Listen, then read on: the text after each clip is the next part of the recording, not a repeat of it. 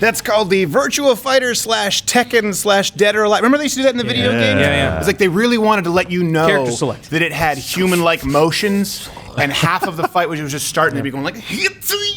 Yeah. A lot of showboating. By the way, on the show today, we have Dave Rubin. Writing a new book. Lovely gentleman. Of course. Wonderful little sprite. And then we have half-Asian lawyer. Bill Richmond is here. Hey. Quarter Black Garrett. Audio what's going Way. on? Too Cute Maddie. Makes me throw up in my mouth a bit. She's so cute. And G. Morgan Jr. How are you, sir? I'm well. How are you? You don't have a wine? No. This is technically kind of our last Thursday show because this Thursday is the finale to Mug Club Quarantine Month. Again, you can enter in the promo code Quarantine. You get $30 off at louderwithcrowder.com/mugclub. But this Thursday, we'll be watching a live press briefing, then fact-checking CNN for 3 hours or 4 hours. I don't know. Oh, Lord. But Can we put a limit on it, please? Well, I'll tap out at some point. The reason that The limit is death. the only reason to it's shoot even him. longer is because we just wanted to make it to Cuomo.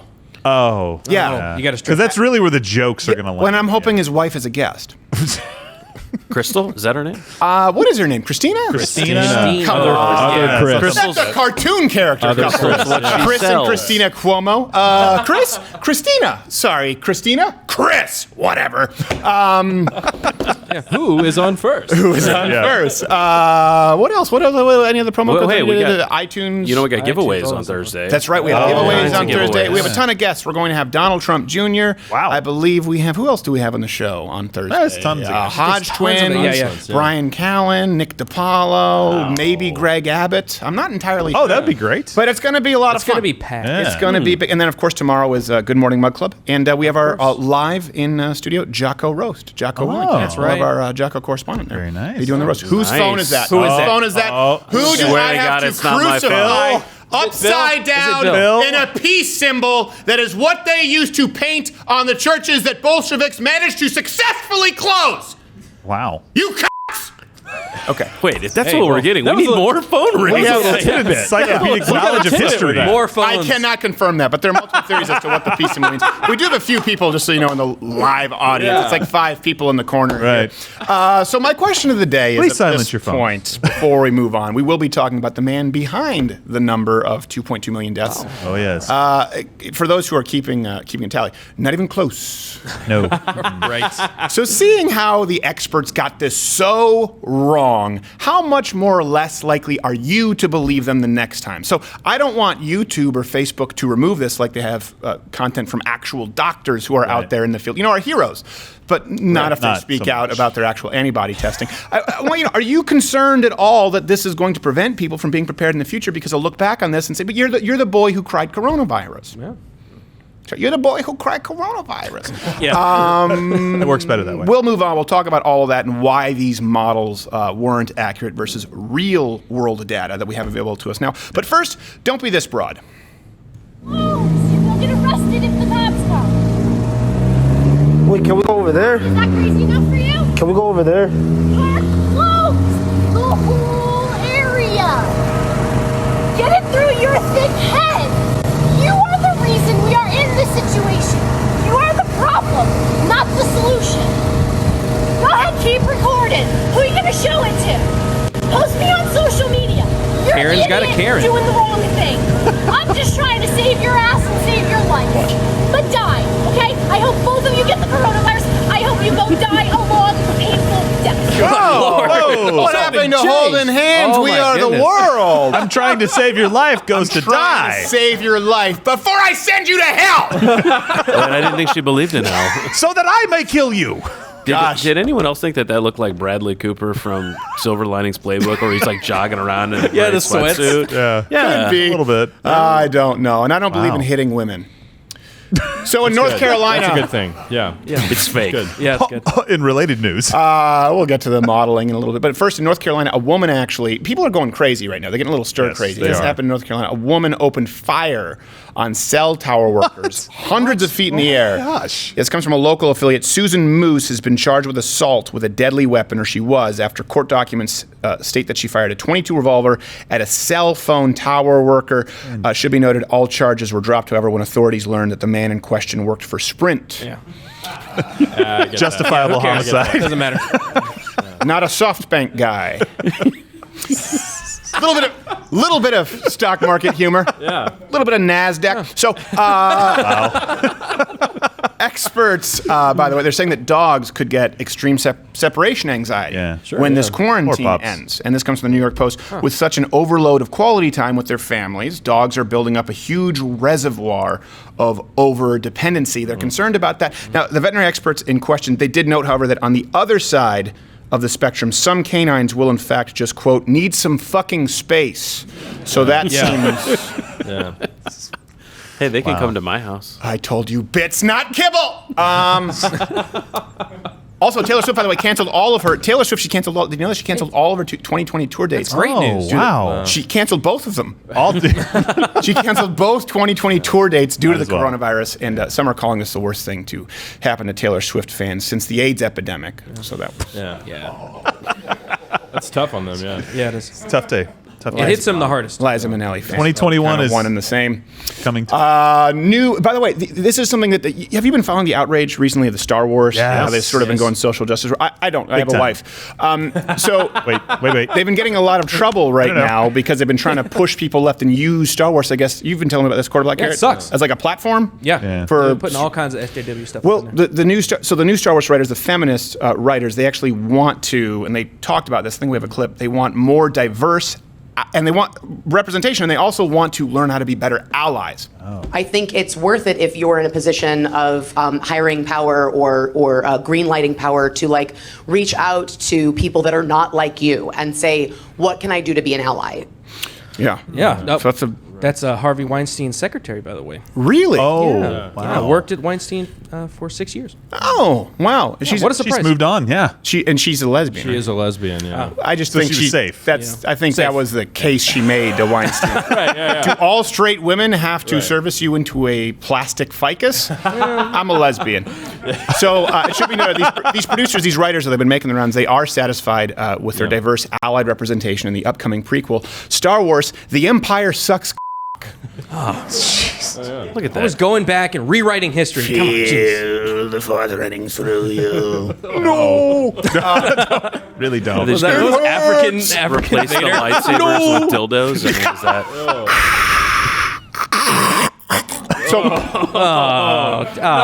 You get all that gunked up in the... noises. I apologize, but I don't. So terrible. So you may have seen, this is a great last Thursday show on a Tuesday. Oh, we're burning it now, baby. Half of these were scrapyard, and they should have stayed there. Oh, yes.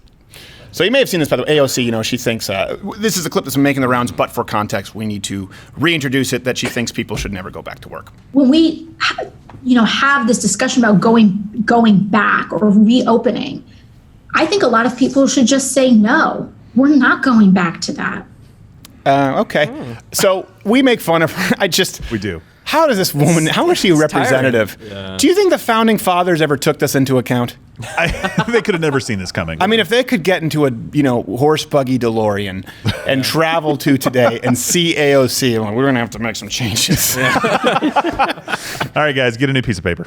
Idiots are coming. The idiots are coming. Does anyone wonder? I mean, she keeps saying don't go back to work, but isn't that what communism requires? That you have to have a certain number of people who are working, Right. And everyone. That's true. But what is the whole we're not going to work thing? I don't think it's lost on her, obviously, and that's a salient point. But the irony is lost on her also that in communism she'd be dead because they killed the retarded. It's a calling. Yeah. Oh, man. Beat them out. And we do make fun of her, obviously, but AOC, she does have, to her credit, long history of speaking out against oppressive, tyrannical rulers. She's a regular Daniel in the Lion's Den. That the government knew that climate change was real starting as far back as 1989 when NASA was reporting this. And the private sector knew way back in the 1970s. Boy, that bitch sure can't talk. Yeah, it's like we get it. 12 years, famines, pestilence. I mean, get a new thing, lady. Yeah. All right, well, guess check back tomorrow and see if God protects her or whatever. Sunrise o'clock. All right, see ya. No, pull it from under.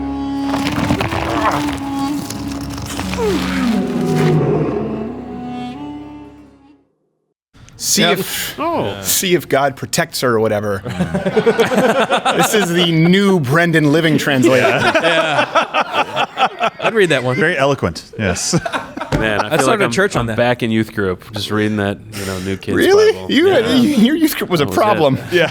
God said, "Let there be China. light," and I God just was had like, those precious moments good. books. I just read the inside of Creed album covers. Just assumed that was God speaking to me. Oh, wow. Turns out it was just a free ticket for their reunion tour. Hey, what are the tweets of the week there, Quarter Black Carrot? Tweets of the week. Look, we got so much stuff. A lot of wishes for good mornings. A lot of new mug clubbers getting their mugs. Wow. Pretty awesome. Look at Megan that. Blake there with their little child. That one guy has a really red beard. It's very, very red. Good for Very red. him. Wow. He could I have been guess. he could have been a conquistador, that guy. Yeah. What? They had red beards? They were white and red. Yeah, some of them were. Yeah. Some of them had red beards. Are you assuming You ever been to Spain? what race they You are? ever been to going- Spain? Come on. I have Do you know where Spain is? It's not in Mexico. I neither Yeah. can confirm nor deny. Yes. Is it in Ireland? They also have metal hats. No, Spain. You ever seen? They're Spaniards. They're have very red white. hair and white skin. Red hair. Yeah. Why is you know this? Ireland makes Come on, more Mr. sense, International. Wade. There. I'm I was pointing to you, half Asian Bill. You're the only international. I was just laughing sort at of. the wine guy not knowing where Spain is. No, but I reject your premise. I know where Spain is located. You reject that Spaniards can have red hair? No, I don't. I have no idea. Then what are you arguing? Don Quixote, Dying you're on swinging another at hill. windmills, man. Written in Spanish. I'm actually swinging at you. Well, I'm missing. That's the yeah, problem. you're missing big time.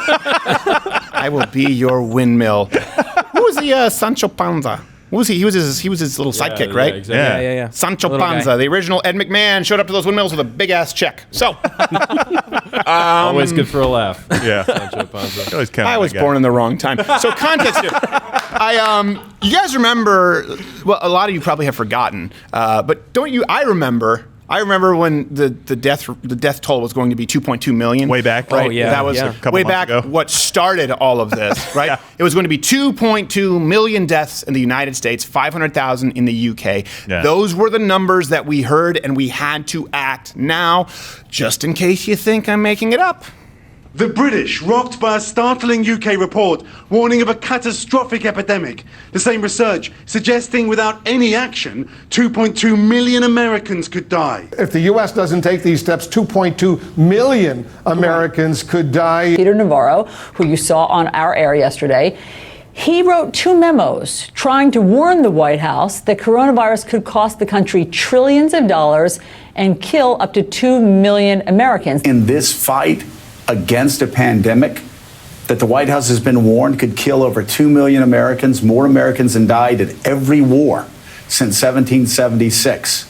Without the strict social distancing, that number could be as high as 2 million Americans. I realize what Scarborough looks like. He looks like a hedgehog. Yes. Like the little eyes. Oh, wow. And you're Yeah. like, hey, It's do you want uncanny. food? And it just rolls up and looks at you. And then you want to scratch it. Do you want Mika? so cute. Yeah. Do you want to pretend to be a conservative? Yeah. Don't like him. So just to be clear, the virus is not, but that 2.2 million number was a hoax. Yeah. The number Big was a old hoax. I'll hoax, get into yeah. there. Yeah. 2.2 million, Bigfoot, Kavanaugh rape, Balloon Boy. Yeah. Cavities. Yep. Wait, Balloon Boy's not real? Still one of the greatest moments in my television gosh. history. Do you remember that when the dad was Yeah. interviewed? And the dad goes, what happened? They asked the son. He goes, well, he told me to go hide in the closet. Yeah. The dad's like, Yeah. yeah. I'm going to prison. Thinking about some minimum security resort. What a Instead, narc, that got kid. it federal. Yeah, that kid ruined it for his whole family. They could have had one hell of a book deal. Could have been time. So I want to be clear. Where did this number come from? Because this was ubiquitous, right? This is the number that everybody believed, and we had to act, and we had to take drastic measures because 2.2 million. Right. And we know now the numbers, it couldn't be possible in the United States if you actually look at our demographics and you look at the media. It's not a possibility here in the United States. It could have never been a possibility. But let me introduce you to the founder of the feast, the man who came up with this number, Dr. Neil Ferguson from the Imperial College in London. He is the one, again, responsible for the 2.2 million Americans will die number. Here he is advocating, China-style lockdowns. I will now speak with Professor Neil Ferguson, Director of the Abdul Latif Jameel Institute for Disease and Emergency Analytics, or JID for short. Beyond those smaller outbreaks, one has to adopt the sort of community measures which have been adopted, particularly in places like Wuhan and China, where you try to reduce contacts between people in the community. Did that camera suck his soul out of his body? He blends in with the pasty background. Wuhan. Yeah, and did you see this thing on CNN where they're actually sending people to Wuhan? We're supposed to celebrate how people are able to go to work. Reopening, the wet markets and all this. We should only reopen it as the next Hiroshima. Is it Hiroshima? Hiroshima? How is it? I've heard both. I think it's both. I think point was made. The point is Terminator 2. Woo! That's what I want to see in Wuhan. Of course, clear it out first. We'll drop some leaflets that their dear leaders hide from them. Can you send me as a correspondent? Yes, that would be awesome. Apparently, Bill just admitted suicide. I hope you don't have a life insurance policy. I already bought a ticket. Okay, all right. I'm ready to go. Have you ever been to Wuhan? Nope, never been. You've been to Hong Kong, though, right? I've been many times. Yeah. Does anyone go to Wuhan? Is there do they have any tourist industry? It doesn't exist. I can't imagine. Just totally fake. Just bats and diseases. Well, there's a biological hazard. And panda it's nice this time of year. Studying lab. Lab. So why is this important? Well, it's important because it's the number that we all use, but there's a real pattern here. Again, while we're talking about Dr. I keep forgetting his name. Dr. Neil. I know Dr. Neil. You know what? From now on, I'm going to call him Neil for short. Neil deGrasse Tyson. Neil. This guy has a pattern. So we'll start with the coronavirus, but this is important because everyone has used him. They've cited him. And I think this is important to keep in mind when we talk about the experts, because everyone says this, whether you're talking about climate change, even if you're just saying, hey, listen, I believe the earth is warming. I believe that human beings are contributing to it. Right. I don't believe that the Paris Agreement will necessarily change it. Right. The same case where they say, well, right now, if you don't believe that 2.2 million Americans will die, well, then why are you questioning the experts? Well, let me present a case as to why sometimes you should question the experts and do your own due diligence. So let's look at the coronavirus numbers. He came up with a 2.2 million number, and he refused to release the workings of the study. The model is based on a 13-year-old code that is completely undocumented. Okay? I want to be clear about that. And you know what else is? This is like the 77 cents on the dollar with Barack Obama when he was out there saying, women make 77, and you're going, does he not have access to even Bing, even if he doesn't have Google? If he's in communist China. Could help this guy. Web crawler, for crying out loud. GeoCities. You wonder, hold on a second, why does nobody in power have the ability to question this number? Because this is the source of the number, and no one goes like, hey, what's your reference there? Doesn't that matter if we're going to shut down economies? And you know that he has no problem with it. Let's go back through all of his other predictions, okay? Considered an authority, an expert on the issue. In 2009, this man, Dr. Neil, he estimated that swine flu had a 0.4% death rate. Based on his advice, government in the UK, they estimated 65,000 dead. What actually happened, 457 deaths. The death rate was 0.026%. So that's a little bit off. And for me, I put it in financial terms for you. That's like saying you're going to make $1 million in profit and making 7,000. Yeah. Right. That would be significant. Just for some context there. That's going to be a crappy cruise. Hope you bought it before the pandemic ceased. Bird flu was another one he made a prediction. You guys know. Actually, matter of fact, I could say that for all of these. That's true. Credit where credit's due. It's true. You guys you got to at least call us consistent. The capital of virus. So the bird flu, again, Dr. Neil, what did he say? He said in 2005, I believe, right, Neil? Yes. Is that what he said? In 2005? Yeah, 2005. He predicted 200 million bird flu deaths. Wow. People, not birds. People. Right, yes, people. Birds, who gives a from bird flu. Sorry, from bird flu. I don't want to get fact-checked by who. I was screwing with him. PETA, they're coming for you. What happened to the good where who? They just had a few upturned noses and some wire left from the Grinch. Now they're dominating world economies. Oh my gosh. Screw them. So the reality is there were only a few hundred in a decade, right? Bird flu deaths. Less than 100 per year on average. And keep in mind, by the way, because right now they say, well, all of it, we didn't hit 2.2 million. We didn't hit 100 to 240,000 because of the lockdowns. No, actually, the numbers were revised long before the social distancing could have taken effect. And then again, you can look here at the bird flu. This was done without massive lockdowns. You were alive during the bird flu. Do you remember this kind of a crash to the economy? Do you remember everyone being forced to stay in place at home? Yeah, no, it's kind of weird, too. Dr. Ferguson seems like he needed to one-up the WHO. Like, if they weren't quite wrong enough, they came out and said 150 million. He's like, I can beat that. Yes. I've got 200. Just scream louder like a kid at a grade school Christmas pageant. Like, he wants to... Did you hear me, Mom? We did, 2.2 million. Yeah. Go on. Go on. Let's go on down to Silent Night, okay? By the way, hit the notification bell. I should mention to people. Yes. Hit the notification bell if you're subscribed, because subscriptions don't mean a whole lot. We're being fact-checked by Snopes. Yeah, just look in the just keep description. breaking And if you can't be bothered to hit the notification bell and hit all notifications, just check back every day, 8 p.m. Eastern. We have a new clip that goes up. Please do consider joining at Mug Club, loudoscarter.com/mugclub. The promo code is still valid through April, $30 off. Promo code quarantine. Here's another one. Another prediction. It was the, what was it called? Like the foot and mouth disease? Yeah. I don't know the virological nomenclature. Epidemiological. I just remember foot and mouth disease, which this guy does a lot. The hoof and mouth. So it was, he had a model, right, in his team at the Imperial College. They suggested millions of farm animals, okay, would have to be killed to prevent the spread, even if at the point there was no evidence of infection, okay? Now, what happened? Animal disease experts, keep in mind, experts. So an expert said, hey, this is going to spread. We have to kill all these animals. And other experts said, okay, let's massacre. They said it looked like they had a culling. It was necessary, right? Because the model from Ferguson, well, it turns out that actually it was not necessary. They didn't take into account the species composition of farms. This is something that I read from some kind of sort of an epidemiological study. I don't really know what it means, but I do know that it was too late. Millions of animals had been killed. It cost the British economy $10 billion. Well, actually, 12.5 billion American dollars. Well, that's sometimes in my head I have to convert it from euros to Canadian dollars, and I have to convert it to American dollars by how much we paid for N64 games. Why do you go to Canadian and then down? I was raised in a stupid place. Straight. Why you gotta call him out, man? You know he's from Canada. Why you gotta rub it in his face? I thought he was past it. It is disgusting. Tries to forget about it. But this is all important because even if you look at this right here where they culled these animals, right, it cost $12.5 billion. It shows you that Dr. Neil, whose head comes to a point, is not, he's not scared. Wait. He has no problem with destroying an economy with panic. He's done it in the past. Exactly. I think the bigger thing we're throwing at him is not the fact that he's a conehead, but that he's wrong in everything that he does. But he is from the Imperial College. The rest of the experts were just from regular universities. Right. But in this study, the reason that they ended up killing so many more animals is because they didn't realize how the virus would spread between different species. Right. It seems like a good point. Be like, well, just the cows. Well, no, let's kill everything. I know. Chickens, cows, birds. You have to learn the Get 'em outta interspecies relationships. That's how AIDS starts. That's true. Or flight attendants. So, stewardesses. Do we have... That's better. Thank you. Was I took that to mad.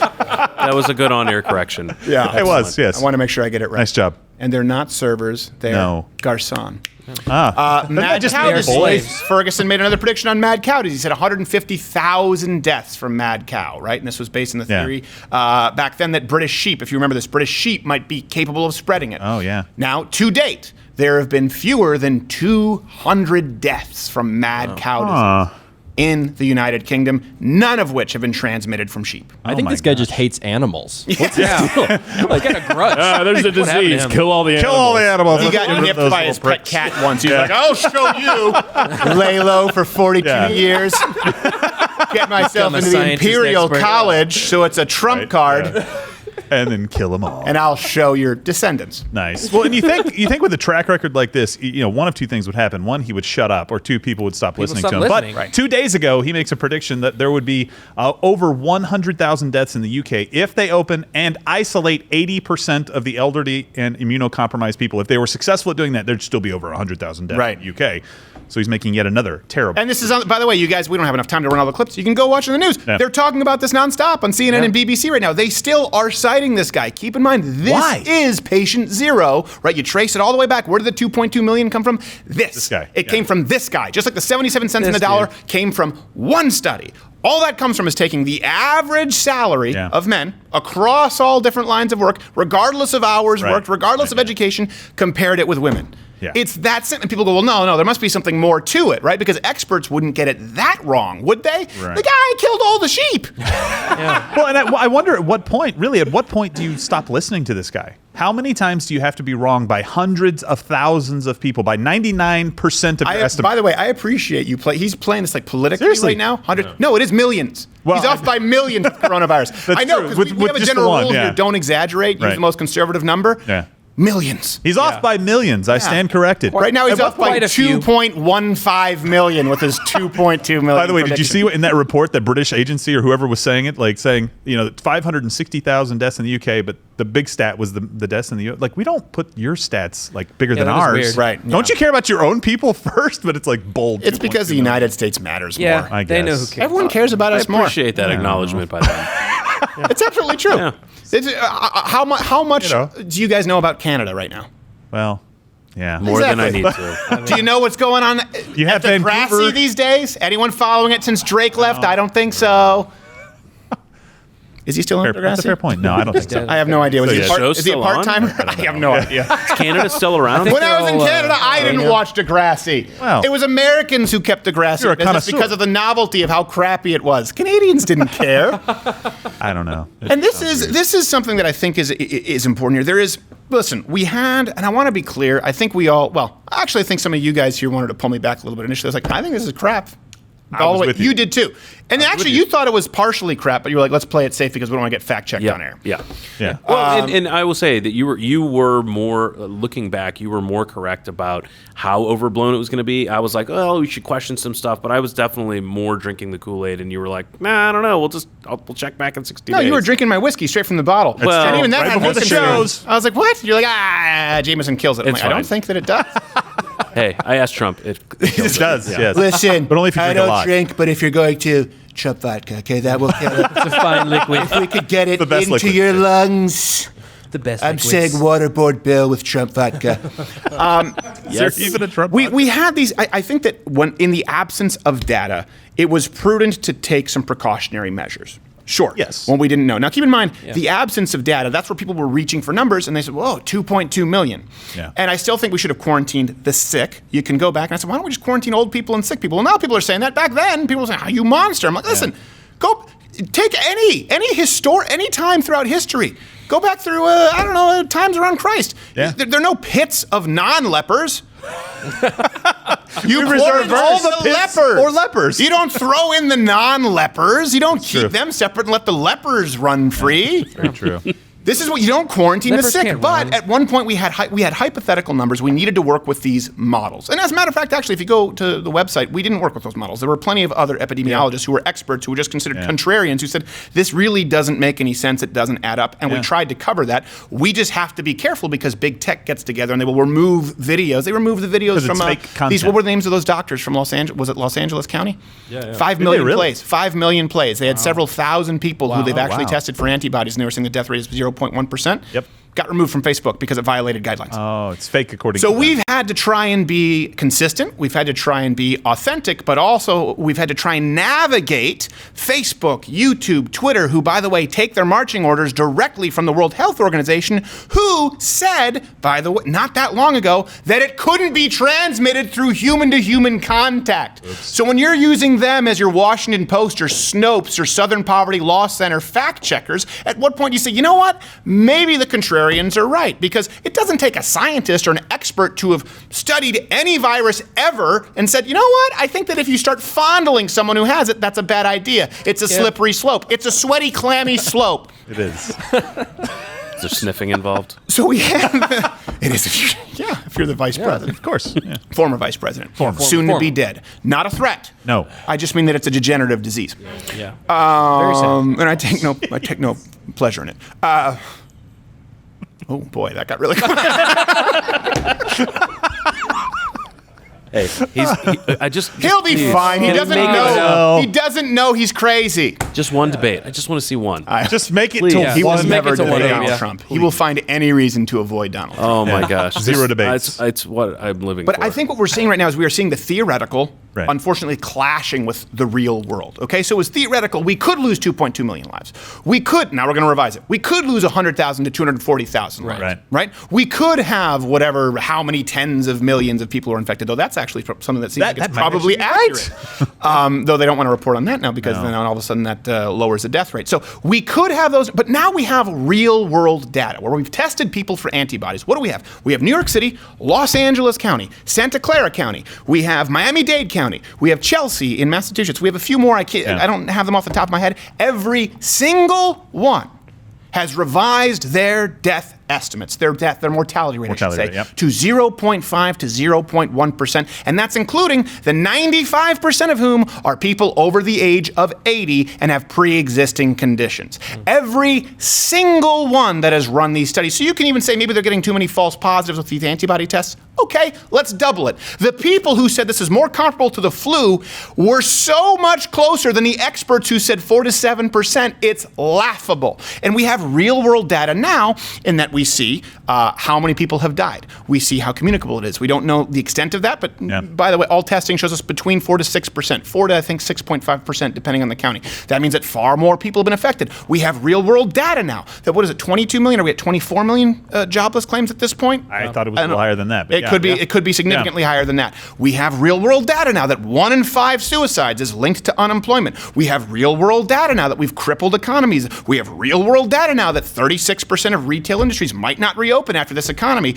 And that is clashing with the theoretical, which we know is verifiably false, but unfortunately, big tech and their overlords want to silence doctors right now who are out there espousing the real world observable data at this point. So at one time, sure, in the absence of data, I think it was prudent to take some precautionary measures.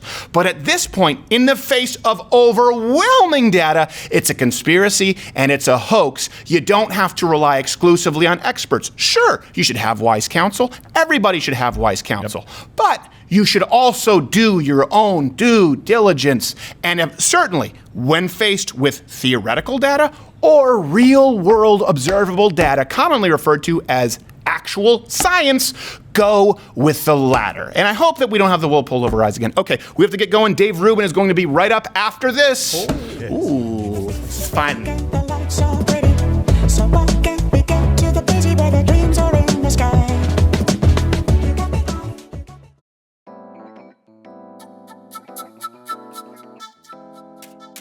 Oh, hi.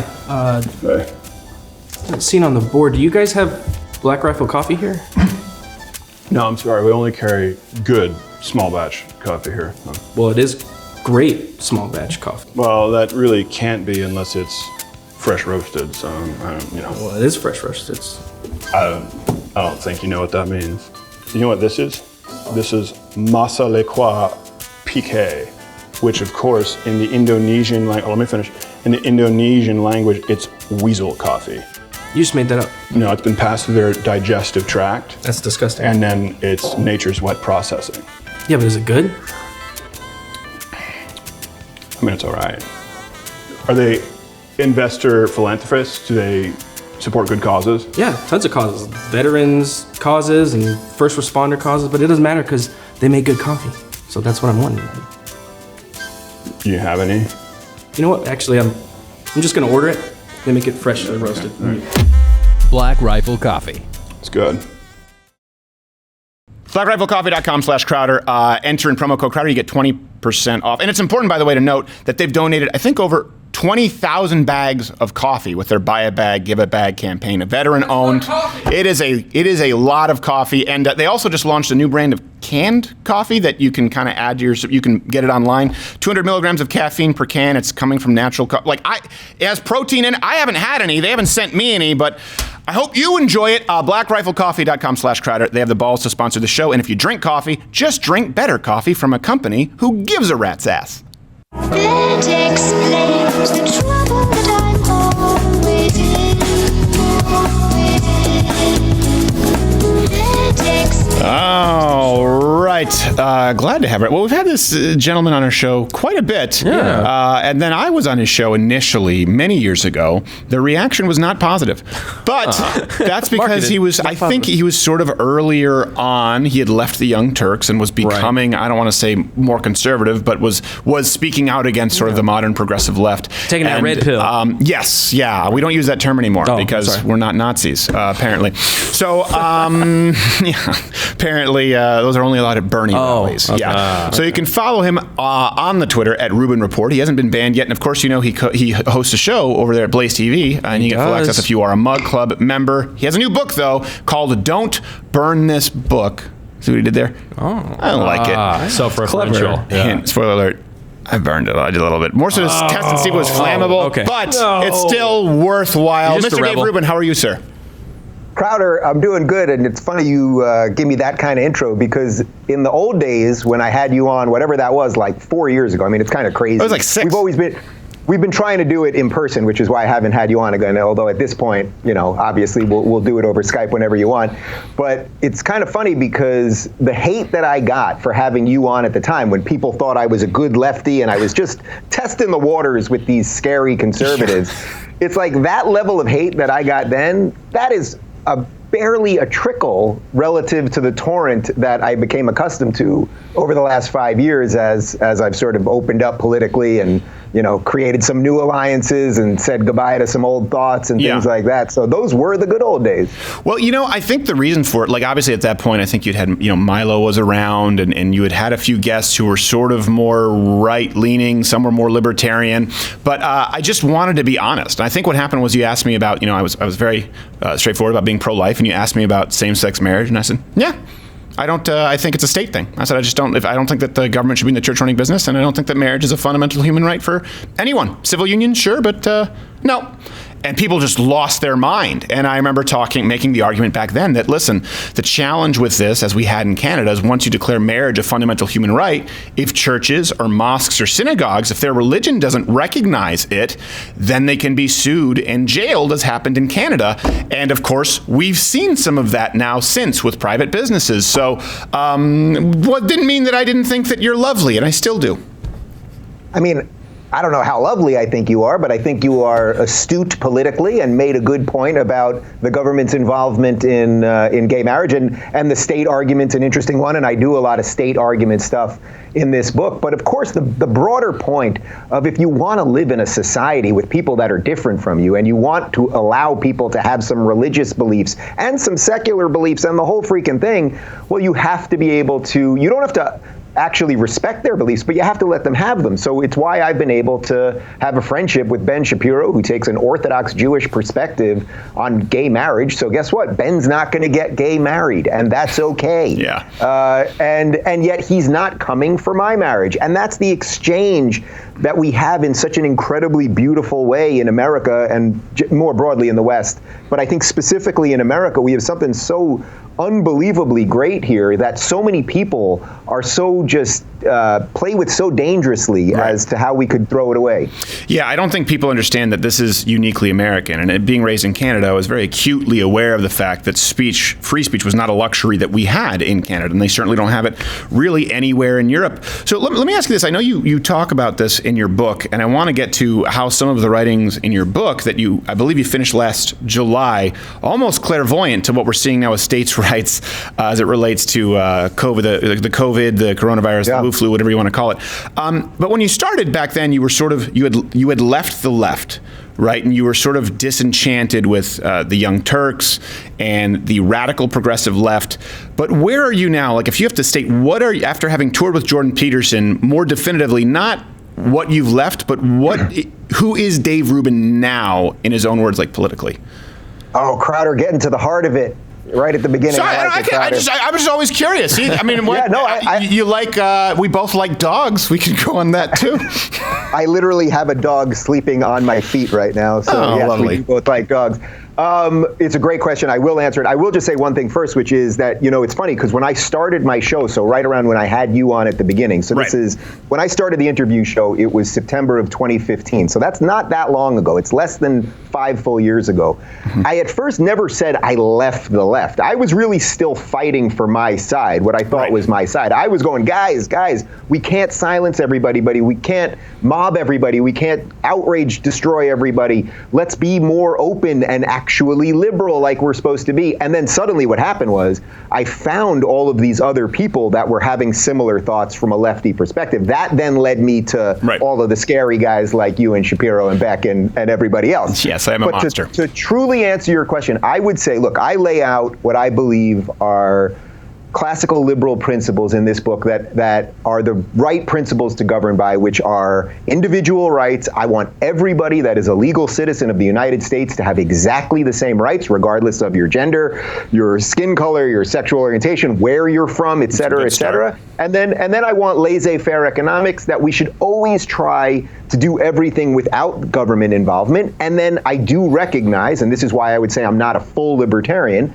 I do recognize that sometimes, unfortunately, you have to have the government involved to put some guardrails around things. Yeah, there's sorry, go ahead. I would say, look, I think that very much still fits in within the definition of a classical liberal. But am I trying to revive a phrase from several hundred years ago in a certain regard? Because the word liberal, I always say this to you, it's like when you talk about liberals, you mean leftist, but I get it. The word liberal has just been like battered and bludgeoned and whatever. So I will say something that I haven't said before, but I've been thinking about a lot lately. I would say if you can accept this term, I think this is probably what I am. I'm probably a liberal conservative, meaning that I'm with you. I'm with you on most of the stuff, the foundational society stuff. But I still do have things that I think conservatives wouldn't be thrilled with. So, I make a begrudgingly pro-choice argument. Well, I don't want to have a webcam in your bedroom, if that's what you mean. But outside of that, it doesn't. I think that's something people get wrong with conservatives because of how they govern their families. But here's something that I appreciate you saying that, and it is different. There is a journey. Here's one thing that I'm curious, kind of as it relates to what you've just said. I understand when you say classical liberal. I understand how you go from being. Obviously, you're a gay man, and free speech being really important to you. Being in a country where you go, listen, as a minority, right? It's obviously very important for you to be able to speak freely, for you to fight for equal rights. So I understand that transition because the current left is not for that. But how does the transition happen from where you were more liberal, left-leaning back then, financially? Because on policy, that is a change that is notable, and it's got to be a tough one to make. That's not an easy one. Like, it's not popular. I can give you a seriously granular answer on that, which is, look, sit down with Thomas Sowell a couple times and read a couple of those books and talk to some really interesting conservative libertarian economists, but more than anything else. And that is, by the way, when people say to me, what have you really shifted on? I say not much except for economics. And the reason I've shifted for economics, not only because I've listened to the clear and cogent arguments that have been made by Thomas Sowell and many others, but really because I am a small businessman now. I run my show, as you know, I own my production company. We have about 6 or 7 full-time employees. I've got some part-time employees. We pay everybody well. We pay for 100% of their health insurance. We gave all my guys bonuses during COVID because they're busting their butts for me. And I now know, as a small businessman, I live in Los Angeles, in the People's Republic of California. We are taxed to a hilt. It's insane what we're taxed by here. The fact that I'm doing business here instead of where you are is slightly nuts. Right. But so you shaved off some IQ points on this journey if you're still in California. All right, not everything happens at once, Nice. And the weather's nice. Yeah. The weather's nice. It's not as humid, but that means you have more COVID, right? Humidity and heat kills it. So again, another reason. 80% humidity, 95 degrees. Is that right that they say humidity kills? I thought the nice dry heat. No. It was. I don't think we don't have the overlay right now, but it was. They had different sort of reference ranges, and I think it was if it's 75 degrees and 60% humidity, it takes a few hours, and it was something like airborne coronavirus particles, not on a surface, in 95-degree heat or hotter and 80% humidity lasts 60 seconds. Oh man, so like Houston or the Florida Panhandle, basically. Yeah, the beach, just totally not the New York subway. Yeah. Well, the New York subway can be quite humid and hot, so that's true. But truly, I mean, by running my own business and by applying the thoughts that I was talking to Thomas Sowell, talking to all these people, I started applying those thoughts to my own business, and my business has flourished. We have no debt. We're surviving. We're actually thriving right now. As I said to you right before we started, I mean, I was a little ahead of the curve on the home studio thing. This is my garage, and I know that if the government gets out of my way, the stupid things I've had to do related to regulation and lights and air conditioning and all of that, and how much more it costs to operate a business here in California versus in Texas or in Florida or elsewhere. And the simple fact, beyond anything else, if my taxes are cut, Does that mean I'm going to freaking buy a bajillion Bentleys? Well, I can't afford them anyway, but it's not that, although it would be my right to do it. I know if my taxes were cut right now, you know what the first thing I would do is? It's hire more employees. Oh. So I would give more people more jobs. That is a basic that wasn't my first guess, but belief. Good. It's your money, man. Do what you want with it. And so that is the one thing I would say I've shifted on the most. What if I would like to purchase an exotic pet or like a funny hat? Zany. I'm okay with both of those. Okay. Tigers are very hot right now. Tigers are only $4,000. I remember finding that out. I just assumed that when I was a kid that you couldn't buy tigers because that's like, I want a tiger. My dad said that's illegal. I was like, well, I guess I'll never have a tiger. And then I found out it's only $3,000. Yeah. I'm like, that's dude. Almost everyone I know has a tiger. Really? Well, that's because you hang out with Siegfried and Roy. So let me ask you, what can we expect in this? Don't burn this book. Can nothing be kept secret between us? Not much. Well, listen, I mean, I say this out of love. It's a liability. The guy got mauled by the tiger. And by the way, when people said, like, in a shocking turn of events, yeah. Shocking? I mean, the guy lived with 24/7, and he was screwing with them, taking pictures. I'm like, as far as I'm concerned, you're on borrowed time. It's not shocking. You know who got attacked by a tiger? Siegfried, the tiger spectaclist. Right. Like if he had been working with doves as a magician, and the doves turned on him and killed him, that would be shocking. Or if he had been working with doves and a tiger came out of the wings and attacked him. Like, whoa, he was the dove guy. Not their natural habitat. So first off, is this, and I know this could be auto-censored on YouTube, is the book flame retardant before we get into what's inside? Well, Crowder, little known fact, did you know that Ray Bradbury called Fahrenheit 451 because 451 is the temperature that paper burns? Yes. Did you know that? Well, I'm glad. Yeah, well, you definitely assumed. I watched the remake that was awful on HBO. Did you see that?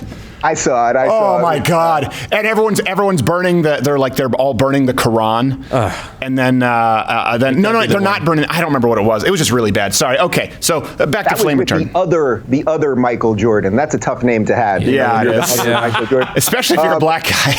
Like if he was just a really white Michael Jordan, they'd be like totally unrelated. That would be okay. No, we have not tried to burn it, although we did try to get a copy that was going to be flame retardant so that it would be fun if we tried to light it on fire, but it would not light on fire. But trust me, man, I am waiting for some social justice warrior is going to burn this thing. Yeah. But really, by titling it Don't Burn This Book, the real idea here, of course, was that the stuff that I lay out here, whether you agree with 100% of it or not, is almost irrelevant. It really, in my opinion, is some common sense stuff. And we can disagree on some of the margins. Of course we can. But the idea is that the New York Times will not be happy about this book. CNN will not be happy about this book. The social justice warriors will not be happy. And it's not because I'm laying out far-right craziness or even just conservative stuff. It's because I'm laying out common sense, and in many ways that's become their kryptonite. Common sense is not what they're in the business of. They're in the business of keeping everyone hysterical all the time, and I'm trying to give a little antidote to that. And you talk quite a bit, I know in your book, about states' rights, and as you're more of kind of, like you said, a liberal conservative, which frankly, we'd probably be pretty close on the political compass test. It had me on conservative, but more libertarian than conservative, down in that bottom right quadrant. I think actually, if we really whittle down everything that the two of us believe, I think the only one that we'd really get to an impasse at for now is the abortion one. And in my abortion chapter, I mean, again, I say I'm begrudgingly pro-choice. I just believe that in a pluralistic society, you have to err on the side of the people that are here and there now to a degree. And I don't deny that it's life and the rest of it. And by the way, the abortion chapter ends with me saying, now that you all hate me, let's move on. So I was going to say, I don't want to get into your penchant for murder or bloodlust. But I do want to, you talk about states' rights quite a bit, obviously, and that's a big part of your sort of transformation. And right now, that's at the forefront, right, with the coronavirus. So, I mean, maybe kind of talk us through that and what your viewpoint is here, because the argument is, you know, the greater sort of public good versus states' autonomy. Well, it's kind of funny because right now, you know, the lefties who have been screaming for 4 years that the guy in charge of the government is Hitler and his supporters are Nazis, those are also the people who always want the federal government to have all the power to do everything. And it's like, maybe you don't want the Hitler guy to have all the power. Let's work this thing through. But they're not very good at like the second and third order things. Right. Look, the Constitution, federalism, our founders believed that America really was, as Dennis Prager calls it, an experiment. And the experiment was, could we have these different states that would be governed by their own people, have governors, have senators, have state representatives that could do the best thing for their states, but yet could we be part of something that was cohesive, that had a national ethos and the rest of it? Could we make sure the states wouldn't be warring with each other or trying to destroy each other or the rest of it? We've done that incredibly well for over 200 years. But what's interesting is when you talk about states' rights, like me and you, I guess, could get into like a wonky conversation about states' rights, but nobody really talks about states' rights. And suddenly, because of coronavirus, the average person, the average lefty is suddenly going, wait a minute. I live in New York. And New York has a unique problem because of population density in New York City and the greater New York City area. And it's there's a real issue. Yeah, there's a real issue there related to public health. But actually, I'm pretty sure that if you live in Montana, you might be able to open up quicker and allow more people to go back to work and the rest of it. And that is because of states' rights. Yeah. So I'm actually pretty excited that one of the things that I believe in most, that this experiment of one state can have high taxes, California, one state could have low taxes, Texas, but that maybe will affect the money that can go into education or whatever it might be. Some states have legal recreational marijuana, some don't. Right. That's a beautiful thing that we're constantly tinkering. It's like we're in a science experiment, right? We're constantly going, oh, does this work? Does it not work? And Colorado's the best example of this. They legalized recreational marijuana, and we had a lot of people, this was more people on the right, that were going, this is going to destroy society, this is going to, all of this stuff. And what happened? Well, tax revenue went up, and there's no evidence that crime went up. There's no evidence that there's been urban decay or any of it. And then maybe a conservative will rethink their position on it. Maybe not to, but that's then actually a perfect example, because I've always been pro states' rights on not only marijuana, but heroin. But I've also, at one point, this is my transition, I said, I wouldn't You were on heroin as well? Yeah. So that's you're even more libertarian on that than I am. Black tar heroin, I don't give a rat's ass. But my issue is, I said, well, listen, the thing is we don't have a way of testing for it, and that's a danger with people driving. And that is something that's undeniable in Colorado with traffic fatalities.